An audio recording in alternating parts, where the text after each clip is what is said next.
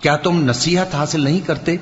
وہی آسمان سے زمین تک کے ہر کام کا انتظام کرتا ہے، پھر ہر کام ایک روز جس کی مقدار تمہارے شمار کے مطابق 1000 برس ہوگی اس کی طرف رجوع کرے گا۔ اسی شان کا ہے وہ خالق جو پوشیدہ اور ظاہر کا جاننے والا ہے، غالب ہے، بڑا مہربان ہے۔ وہی جس نے ہر چیز کو بہت اچھی طرح بنایا، یعنی اس کو پیدا کیا اور انسان کی پیدائش کو مٹی سے شروع کیا، پھر اس کی نسل ایک قسم کے خلاصے سے یعنی حقیر پانی سے بنائی، پھر اس کو درست کیا، پھر اس میں اپنی طرف سے روح پھونکی اور تمہارے کان اور آنکھیں اور دل بنائے، مگر تم بہت کم شکر کرتے ہو۔